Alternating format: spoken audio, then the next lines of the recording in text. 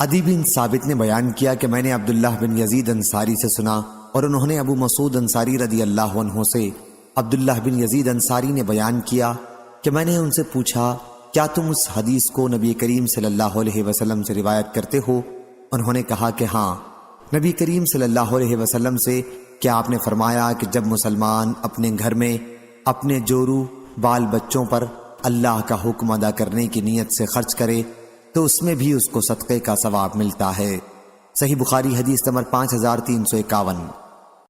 امام مالک نے بیان کیا ان سے ابو زناد نے، ان سے اعرج نے اور ان سے حضرت ابو ہریرہ رضی اللہ عنہ نے بیان کیا کہ رسول اللہ صلی اللہ علیہ وسلم نے فرمایا اللہ تعالیٰ فرماتا ہے کہ اے ابن آدم تو خرچ کر تو میں تجھ کو دیے جاؤں گا۔ صحیح بخاری حدیث نمبر 5352۔ حضرت ابو ہریرہ رضی اللہ عنہ نے بیان کیا کہ نبی کریم صلی اللہ علیہ وسلم نے فرمایا بیواؤں اور مسکینوں کے کام آنے والا اللہ کے راستے میں جہاد کرنے والے کے برابر ہے، یا رات بھر عبادت اور دن کو روزے رکھنے والے کے برابر ہے۔ صحیح بخاری حدیث نمبر 5353۔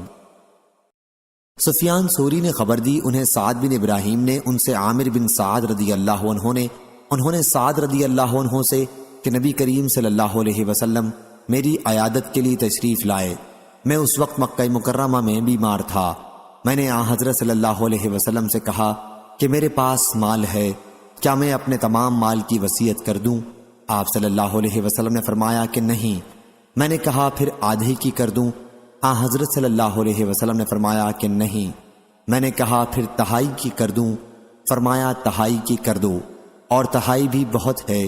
اگر تم اپنے وارثوں کو مالدار چھوڑ کر جاؤ تو یہ اس سے بہتر ہے کہ تم انہیں محتاج و تنگ دست چھوڑو کہ لوگوں کے سامنے وہ ہاتھ پھیلاتے پھریں، اور تم جب بھی خرچ کرو گے تو وہ تمہاری طرف سے صدقہ ہوگا، یہاں تک کہ اس لقمے پر بھی ثواب ملے گا جو تم اپنی بیوی کے منہ میں رکھنے کے لیے اٹھاؤ گے، اور امید ہے کہ ابھی اللہ تمہیں زندہ رکھے گا، تم سے بہت سے لوگوں کو نفع پہنچے گا اور بہت سے دوسرے کفار نقصان اٹھائیں گے۔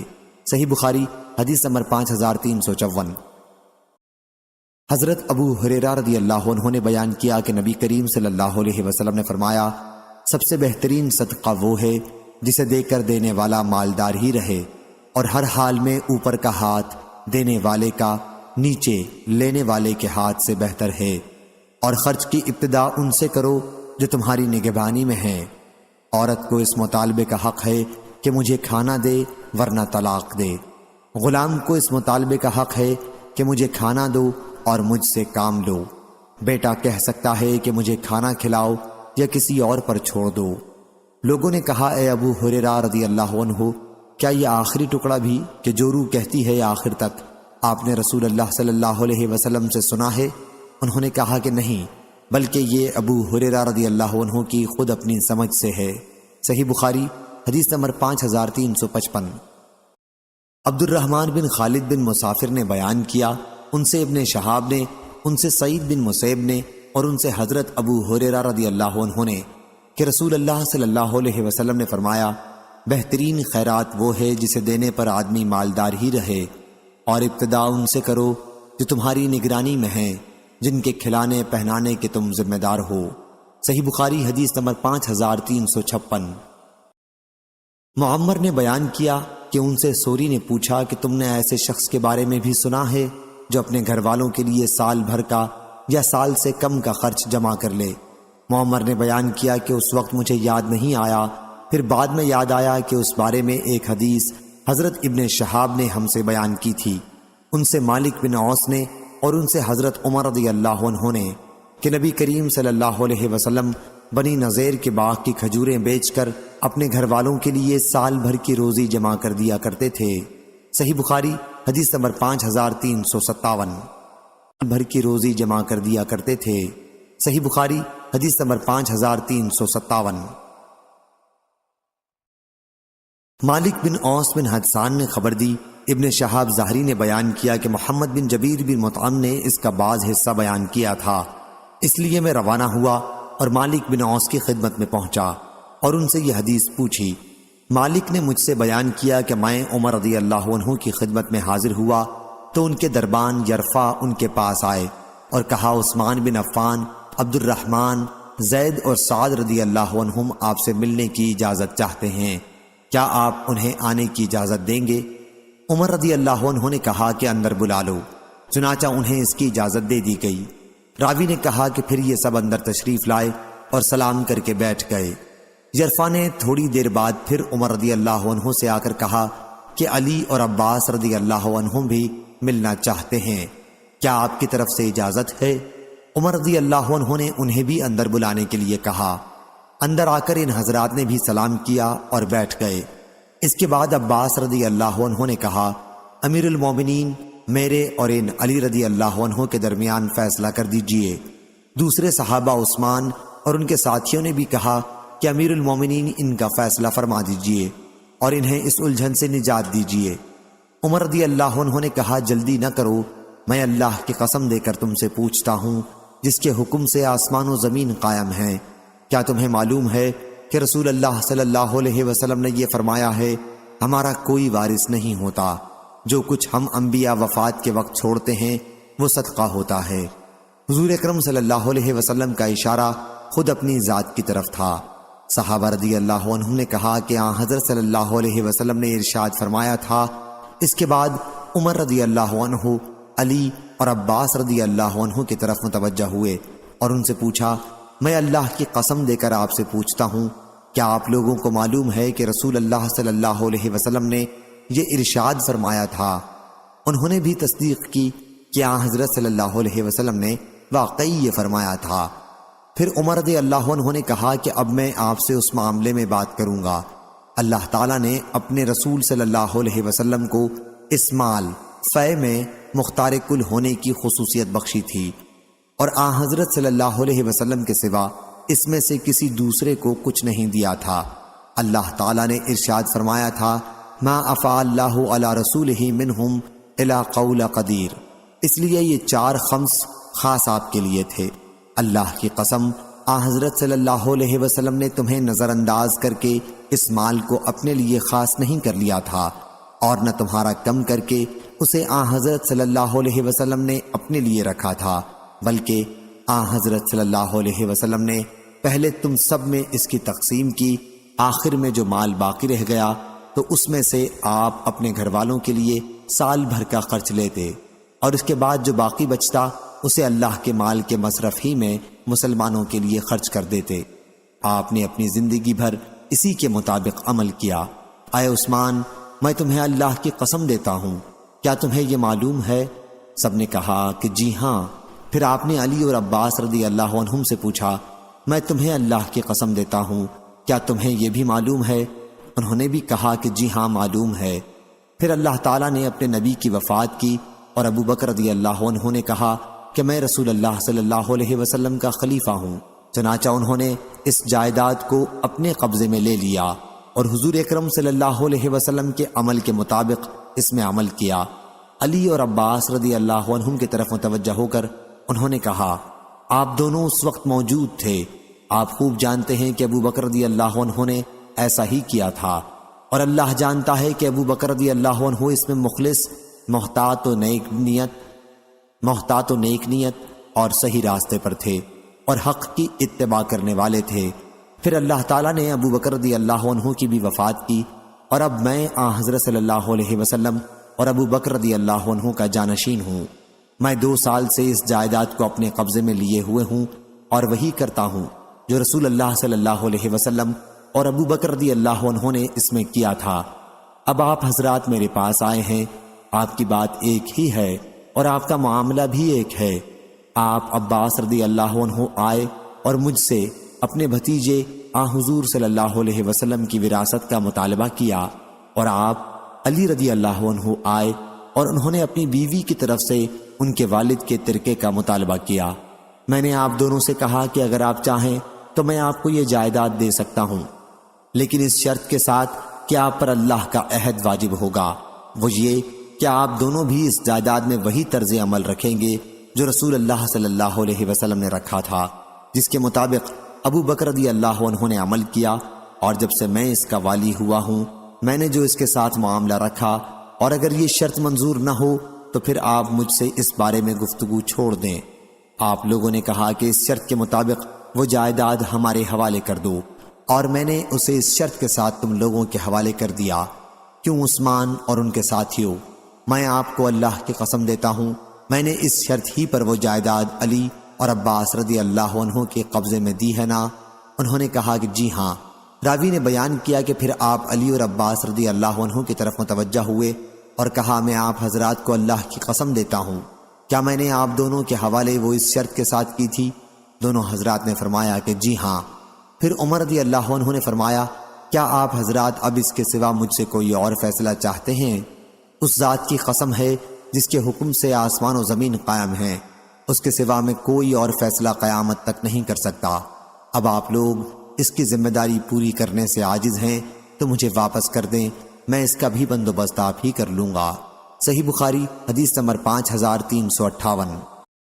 عبداللہ بن مبارک نے خبر دی، انہیں یونس بن یزید نے، انہیں ابن شہاب نے، انہیں عروہ نے خبر دی اور ان سے عائشہ رضی اللہ عنہا نے بیان کیا کہ ہند بنت عتبہ رضی اللہ عنہا حاضر ہوئیں اور عرض کیا یا رسول اللہ صلی اللہ علیہ وسلم، ابو سفیان ان کے شوہر بہت بخیل ہیں، تو کیا میرے لیے اس میں کوئی گناہ ہے اگر میں ان کے مال میں سے اس کی پیٹھ پیچھے اپنے بچوں کو کھلاؤں؟ حضرت صلی اللہ علیہ وسلم نے فرمایا کہ نہیں، لیکن دستور کے مطابق ہونا چاہیے۔ صحیح بخاری حدیث نمبر 5359۔ عبد الرزاق نے بیان کیا، ان سے معمر بن راشد نے، ان سے حمام بن عینہ نے کہا کہ میں نے ابو ہریرہ رضی اللہ عنہ سے سنا کہ نبی کریم صلی اللہ علیہ وسلم نے فرمایا اگر عورت اپنے شوہر کی کمائی میں سے اس کے حکم کے بغیر دستور کے مطابق اللہ کے راستے میں خرچ کر دے تو اسے بھی آدھا ثواب ملتا ہے۔ صحیح بخاری حدیث نمبر 5360۔ علی رضی اللہ عنہ نے بیان کیا کہ فاطمہ رضی اللہ عنہا نبی کریم صلی اللہ علیہ وسلم کی خدمت میں یہ شکایت کرنے کے لیے حاضر ہوئیں کہ چکی پیسنے کی وجہ سے ان کے ہاتھوں میں کتنی تکلیف ہے۔ انہیں معلوم ہوا تھا کہ حضرت صلی اللہ علیہ وسلم کے پاس کچھ غلام آئے ہیں، لیکن حضرت صلی اللہ علیہ وسلم سے ان کی ملاقات نہ ہو سکی، اس لیے عائشہ رضی اللہ عنہا سے اس کا ذکر کیا۔ جب آپ صلی اللہ علیہ وسلم تشریف لائے تو عائشہ رضی اللہ عنہا نے آپ سے اس کا تذکرہ کیا۔ علی رضی اللہ عنہ نے بیان کیا کہ پھر حضور صلی اللہ علیہ وسلم ہمارے یہاں تشریف لائے رات کے وقت، ہم اس وقت اپنے بستروں پر لیٹ چکے تھے، ہم نے اٹھنا چاہا تو آپ نے فرمایا کہ تم دونوں جس طرح تھے اسی طرح رہو۔ پھر حضور صلی اللہ علیہ وسلم میرے اور فاطمہ رضی اللہ عنہا کے درمیان بیٹھ گئے، میں نے آپ کے قدموں کی ٹھنڈک اپنے پیٹ پر محسوس کی۔ پھر آپ نے فرمایا تم دونوں نے جو چیز مجھ سے مانگی ہے کیا میں تمہیں اس سے بہتر ایک بات نہ بتا دوں؟ جب تم رات کے وقت اپنے بستر پر لیٹ جاؤ تو 33 مرتبہ سبحان اللہ، 33 مرتبہ الحمدللہ اور 34 مرتبہ اللہ اکبر پڑھ لیا کرو، یہ تمہارے لیے لونڈی غلام سے بہتر ہے۔ صحیح بخاری حدیث نمبر 5361۔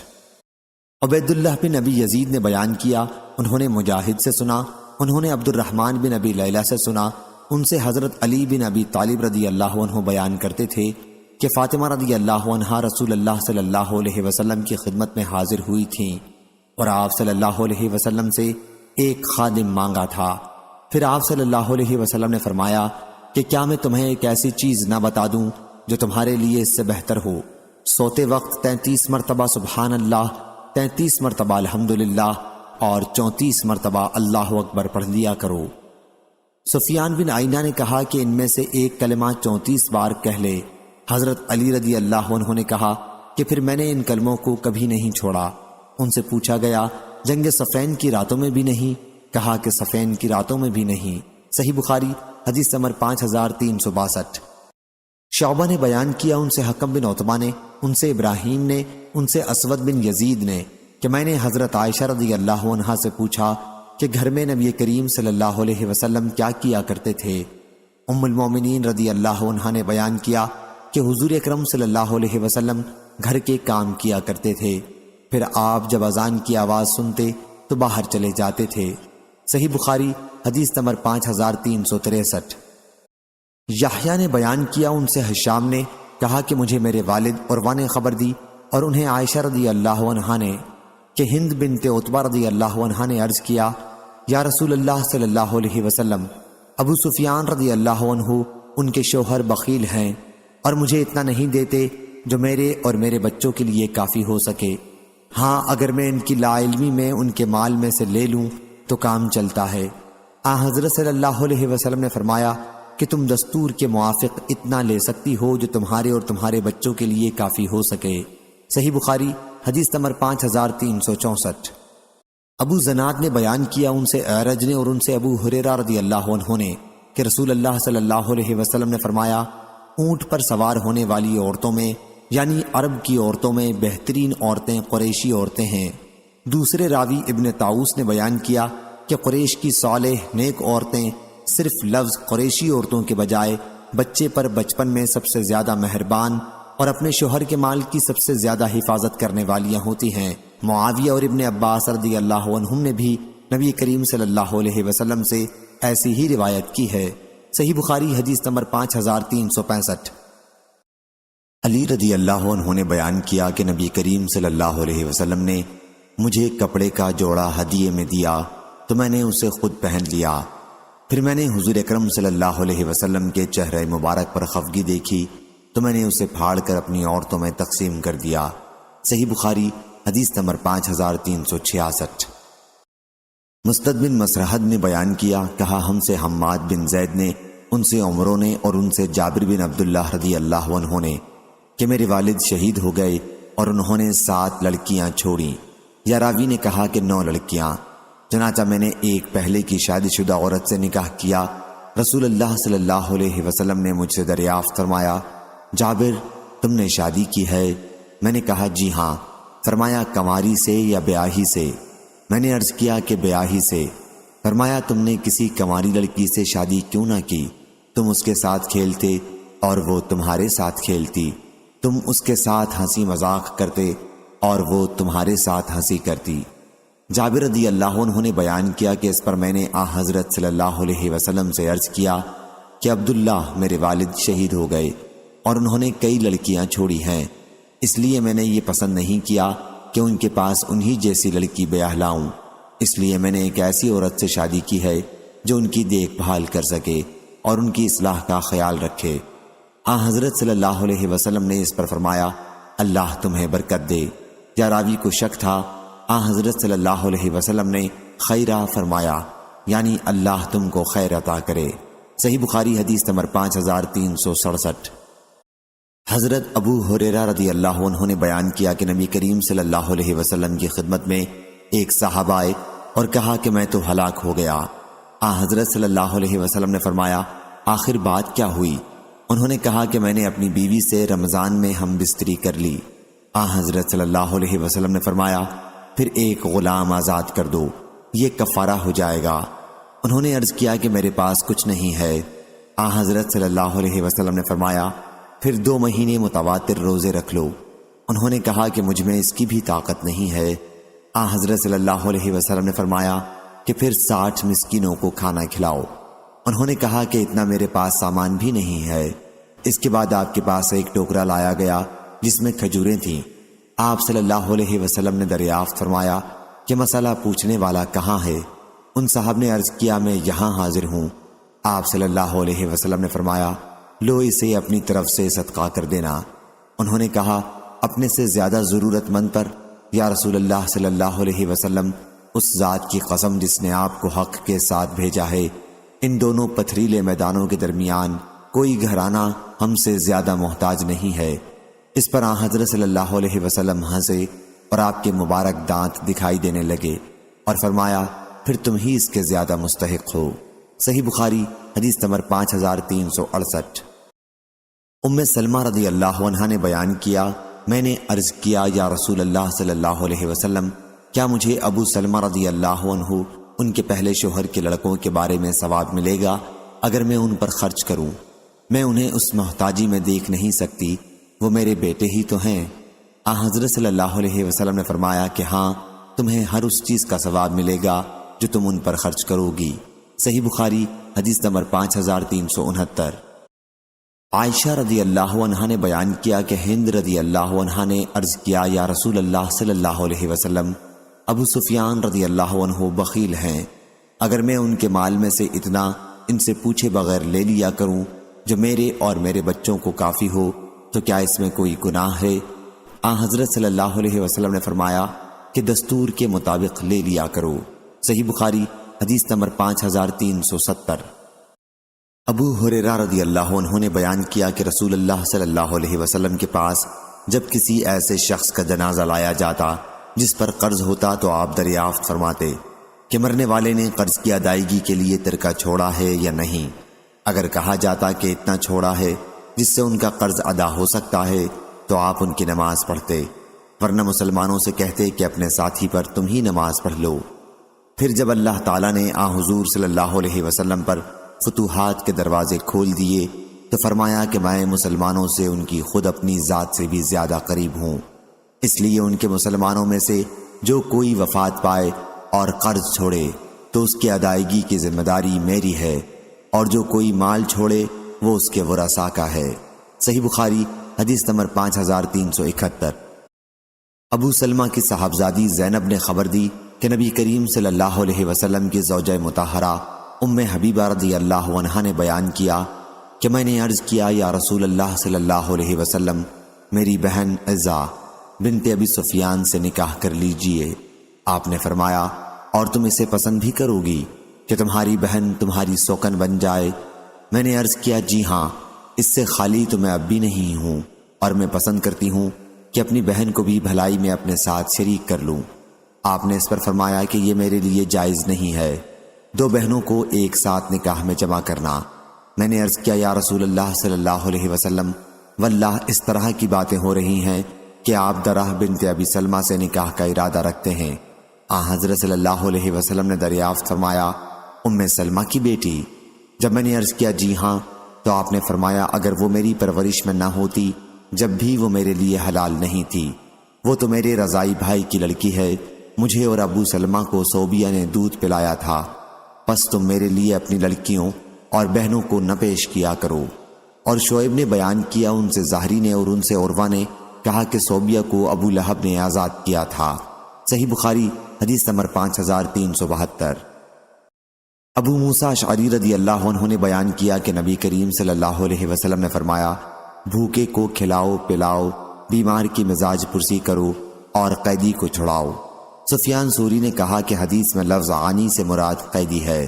صحیح بخاری حدیث نمبر 5373۔ ابو ہریرہ رضی اللہ عنہ نے بیان کیا کہ حضور اکرم صلی اللہ علیہ وسلم کی وفات تک آل محمد صلی اللہ علیہ وسلم پر کبھی ایسا زمانہ نہیں گزرا کہ کچھ دن برابر انہوں نے پیٹ بھر کر کھانا کھایا ہو، اور اسی سند سے۔ صحیح بخاری حدیث نمبر 5374۔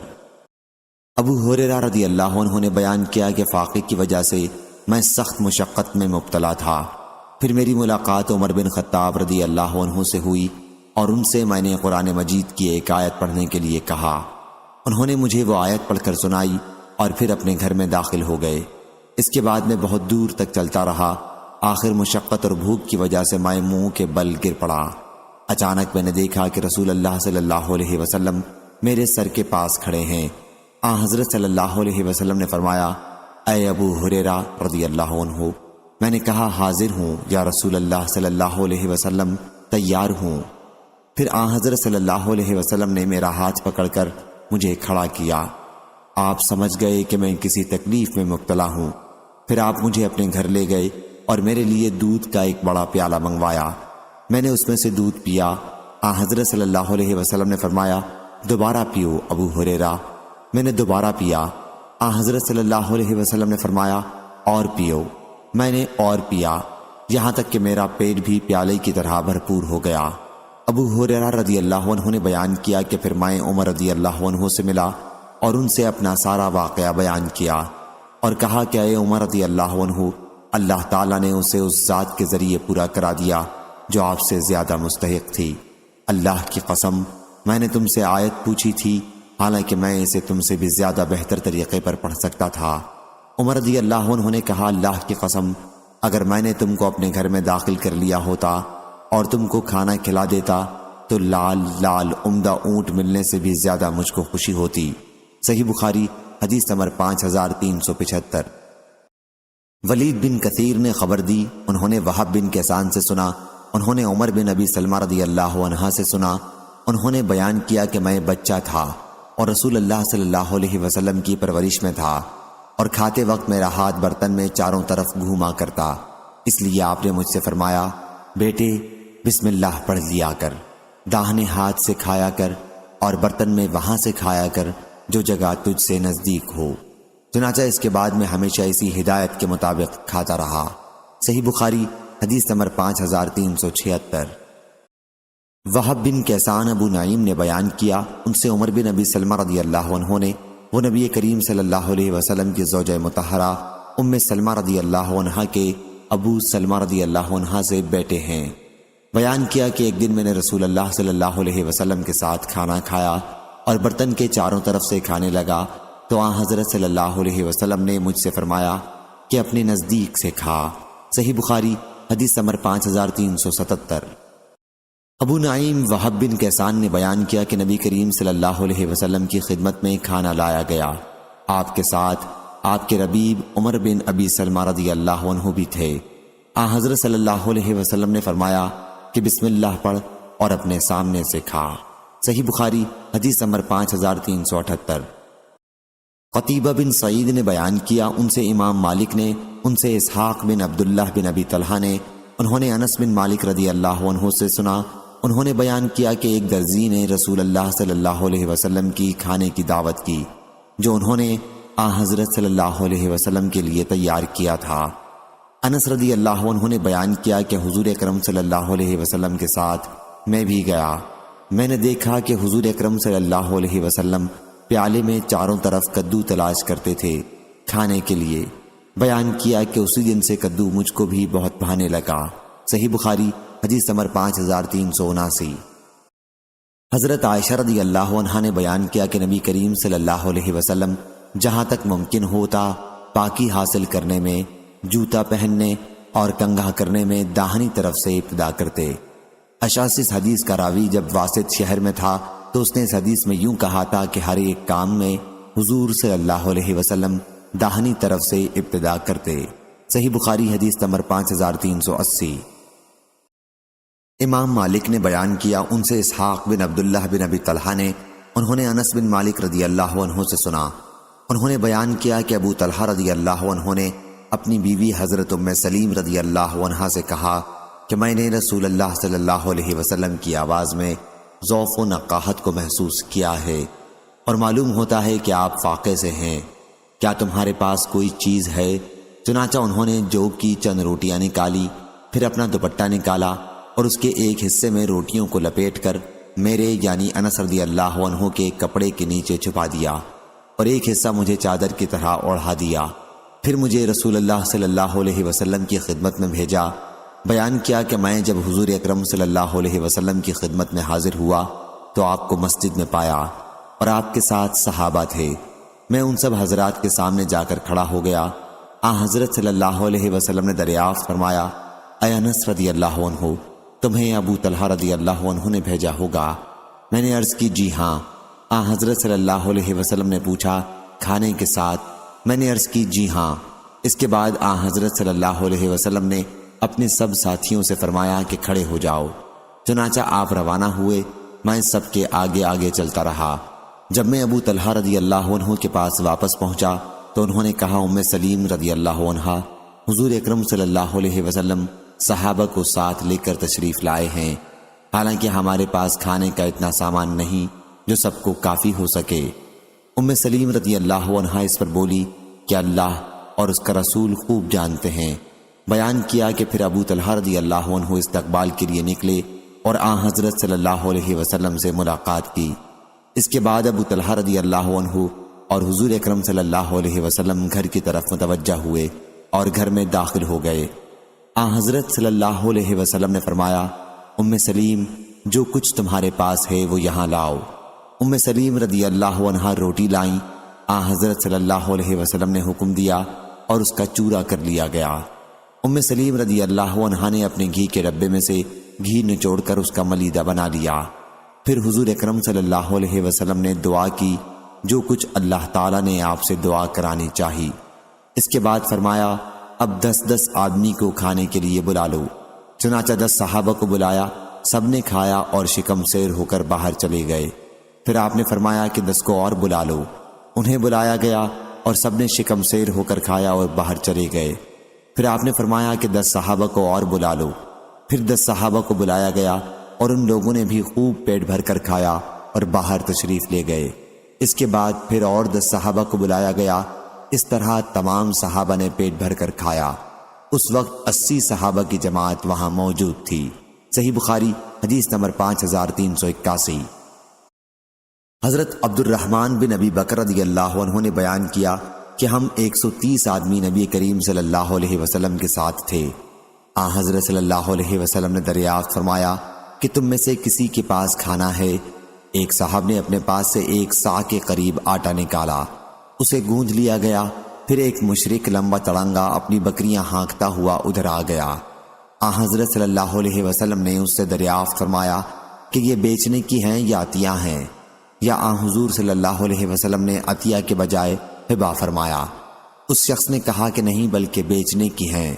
چنانچہ حضرت صلی اللہ علیہ وسلم نے اس سے 1 بکری خریدی، پھر وہ ذبح کی گئی اور آپ نے اس کی کلیجی بھونے جانے کا حکم دیا۔ اور قسم اللہ کی 130 لوگوں کی جماعت میں کوئی شخص ایسا نہیں رہا جسے حضرت صلی اللہ علیہ وسلم نے اس بکری کی کلیجی کا ایک ایک ٹکڑا کاٹ کر نہ دیا ہو، مگر جو موجود تھا تو اسے وہیں دے دیا، اور اگر وہ موجود نہیں تھا تو اس کا حصہ محفوظ رکھا۔ پھر اس بکری کے گوشت کو پکا کر 2 بڑے کنڈوں میں رکھا اور ہم سب نے ان میں سے پیٹ بھر کر کھایا۔ پھر بھی دونوں کنڈوں میں کھانا بچ گیا تو میں نے اسے اونٹ پر لاد لیا، یا عبد الرحمن راوی نے ایسا ہی کوئی کلمہ کہا۔ صحیح بخاری حدیث نمبر 5382۔ منصور بن عبد الرحمن نے بیان کیا، ان سے ان کی والدہ صفیہ بنت شیبہ نے اور ان سے حضرت عائشہ رضی اللہ عنہا نے کہ نبی کریم صلی اللہ علیہ وسلم کی وفات ہوئی، ان دنوں ہم پانی اور کھجور سے سیر ہو جانے لگے تھے۔ صحیح بخاری حدیث نمبر 5383۔ سوید بن نعمان رضی اللہ عنہ نے بیان کیا کہ ہم رسول اللہ صلی اللہ علیہ وسلم کے ساتھ خیبر کی طرف سن 7 ہجری میں نکلے۔ جب ہم مقام صحابہ پر پہنچے، یحییٰ نے بیان کیا کہ صحابہ خیبر سے دوپہر کی راہ پر ہے، تو اس وقت حضور اکرم صلی اللہ علیہ وسلم نے کھانا طلب فرمایا، لیکن ستو کے سوا اور کوئی چیز نہیں لائی گئی۔ پھر ہم نے اسی کو سوکھا پھانک لیا۔ پھر حضرت صلی اللہ علیہ وسلم نے پانی طلب فرمایا اور کلی کی، ہم نے بھی کلی کی۔ اس کے بعد آپ نے ہمیں مغرب کی نماز پڑھائی اور وضو نہیں کیا، مغرب کے لیے کیونکہ پہلے سے باوضو تھے۔ سفیان نے بیان کیا کہ میں نے یحییٰ سے اس حدیث میں یوں سنا کہ آپ نے نہ ستو کھاتے وقت وضو کیا نہ کھانے سے فارغ ہو کر۔ صحیح بخاری حدیث نمبر 5384۔ حمام نے بیان کیا، ان سے قتادہ نے کہا کہ ہم حضرت انس رضی اللہ عنہ کی خدمت میں بیٹھے ہوئے تھے، اس وقت ان کا روٹی پکانے والا خادم بھی موجود تھا۔ انہوں نے کہا کہ نبی کریم صلی اللہ علیہ وسلم نے کبھی چپاتی میدے کی روٹی نہیں کھائی اور نہ ساری دم پختہ بکری کھائی، یہاں تک کہ آپ اللہ سے جا ملے۔ صحیح بخاری حدیث نمبر 5385۔ حضرت انس رضی اللہ عنہ نے بیان کیا کہ میں نہیں جانتا کہ نبی کریم صلی اللہ علیہ وسلم نے کبھی تشتری رکھ کر ایک وقت مختلف قسم کا کھانا کھایا ہو، اور نہ کبھی آپ نے پتلی روٹیاں چپاتیاں کھائیں اور نہ کبھی آپ نے میز پر کھایا۔ قتادہ سے پوچھا گیا کہ پھر کس چیز پر آپ کھاتے تھے؟ کہا کہ آپ سفرہ عام دسترخوان پر کھانا کھایا کرتے تھے۔ صحیح بخاری حدیث نمبر 5386۔ حمید نے خبر دی اور انہوں نے حضرت انس رضی اللہ عنہ سے سنا، انہوں نے بیان کیا کہ نبی کریم صلی اللہ علیہ وسلم نے حضرت صفیہ رضی اللہ عنہا سے نکاح کے بعد ان کے ساتھ راستے میں قیام کیا، اور میں نے مسلمانوں کو آپ کے ولیمے کی دعوت میں بلایا۔ حضرت صلی اللہ علیہ وسلم نے دسترخوان بچھانے کا حکم دیا اور وہ بچھایا گیا، پھر آپ نے اس پر کھجور، پنیر اور گھی ڈال دیا۔ اور عمرو بن ابی عمرو نے کہا ان سے حضرت انس رضی اللہ عنہ نے کہ حضور اکرم صلی اللہ علیہ وسلم نے حضرت صفیہ رضی اللہ عنہا کے ساتھ صحبت کی، پھر ایک چمڑے کے دسترخوان پر کھجور، گھی، پنیر ملا کر بنا ہوا حلوہ رکھا۔ صحیح بخاری حدیث نمبر 5387۔ وہب بن کیسان نے بیان کیا کہ اہل شام حجاج بن یوسف کے فوجی شام کے لوگ حضرت عبداللہ بن زبیر رضی اللہ عنہ کو آر دلانے کے لیے کہنے لگے یا ابن ذات النطاقین، اے دو کمر بند والے کی بیٹی اور ان کی والدہ حضرت اسما رضی اللہ عنہا نے کہا، اے بیٹے، یہ تمہیں دو کمر بند والی کی آر دلاتے ہیں۔ تمہیں معلوم ہے وہ کمر بند کیا تھے؟ وہ میرا کمر بند تھا جس کے میں نے دو ٹکڑے کر دیے تھے، اور ایک ٹکڑے سے نبی کریم صلی اللہ علیہ وسلم کے برتن کا منہ باندھا تھا اور دوسرے سے دسترخوان بنایا، اس میں توشہ لپیٹا۔ وہب نے بیان کیا کہ پھر جب حضرت عبداللہ بن زبیر رضی اللہ عنہ کو اہل شام دو کمر بند والی کی آر دلاتے تھے تو وہ کہتے، ہاں اللہ کی قسم یہ بے شک سچ ہے، اور وہ یہ مصرع پڑھتے، دل کا شکات ظاہر عن کا آرہا، یہ تو ویسا تانا ہے جس میں کچھ عیب نہیں ہے۔ صحیح بخاری حدیث نمبر 5388۔ حضرت ابن عباس رضی اللہ عنہ نے بیان کیا کہ ابن عباس رضی اللہ عنہ کی خالہ ام حفید بنت حارث بن حزن رضی اللہ عنہا نے نبی کریم صلی اللہ علیہ وسلم کو گھی، پنیر اور ساہنہ ہدیہ کے طور پر بھیجی۔ حضرت صلی اللہ علیہ وسلم نے عورتوں کو بلایا اور انہوں نے آپ کے دسترخوان پر ساہنہ کو کھایا، لیکن آپ نے اسے ہاتھ نہیں لگایا جیسے آپ اسے ناپسند کرتے ہیں، لیکن اگر ساہنہ حرام ہوتا تو آپ کے دسترخوان پر کھایا نہ جاتا اور نہ آپ انہیں کھانے کے لیے فرماتے۔ صحیح بخاری حدیث نمبر 5389۔ سوید بن نعمان رضی اللہ عنہ نے خبر دی کہ وہ نبی کریم صلی اللہ علیہ وسلم کے ساتھ مقام صحابہ میں تھے۔ وہ خیبر سے ایک منزل پر ہے۔ نماز کا وقت قریب تھا تو حضرت صلی اللہ علیہ وسلم نے کھانا طلب فرمایا، لیکن ستو کے سوا اور کوئی چیز نہیں لائی گئی۔ آخر حضرت صلی اللہ علیہ وسلم نے اس کو پھانک لیا اور ہم نے بھی پھانکا۔ پھر آپ نے پانی طلب فرمایا اور کلی کی۔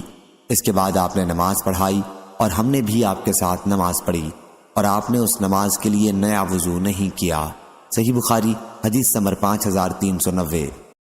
حضرت ابن عباس رضی اللہ عنہ نے خبر دی اور انہیں حضرت خالد بن ولید رضی اللہ عنہ نے، جو سیف اللہ، اللہ کی تلوار کے لقب سے مشہور ہیں، خبر دی کہ وہ رسول اللہ صلی اللہ علیہ وسلم کے ساتھ ام المومنین حضرت میمونہ رضی اللہ عنہا کے گھر میں داخل ہوئے۔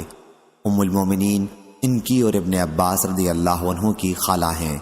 ان کے یہاں بھنا ہوا ساہنہ موجود تھا جو ان کی بہن حفیدہ بنت حارث رضی اللہ عنہا نجد سے لائی تھیں۔ انہوں نے وہ بھنا ہوا ساہنہ حضور اکرم صلی اللہ علیہ وسلم کی خدمت میں پیش کیا۔ ایسا بہت کم ہوتا تھا کہ حضور اکرم صلی اللہ علیہ وسلم کسی کھانے کے لیے اس وقت تک ہاتھ بڑھائیں جب تک آپ کو اس کے متعلق بتا نہ دیا جائے کہ یہ فلانا کھانا ہے، لیکن اس دن آپ نے بھنے ہوئے ساہنے کے گوشت کی طرف ہاتھ بڑھایا۔ اتنے میں وہاں موجود عورتوں میں سے ایک عورت نے کہا، کیا حضرت صلی اللہ علیہ وسلم کو بتا کیوں نہیں دیتی کہ اس وقت آپ کے سامنے جو تم نے پیش کیا ہے وہ ساہنہ ہے؟ یا رسول اللہ، یہ سن کر آپ نے اپنا ہاتھ ساہنہ سے ہٹا لیا۔ حضرت خالد بن ولید رضی اللہ عنہ بولے کہ یا رسول اللہ صلی اللہ علیہ وسلم، کیا ساہنہ حرام ہے؟ آپ نے فرمایا کہ نہیں، لیکن یہ میرے ملک میں چونکہ نہیں پایا جاتا اس لیے طبیعت پسند نہیں کرتی۔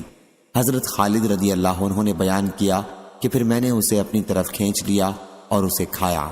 اس وقت حضور اکرم صلی اللہ علیہ وسلم مجھے دیکھ رہے تھے۔ صحیح بخاری حدیث نمبر 5391۔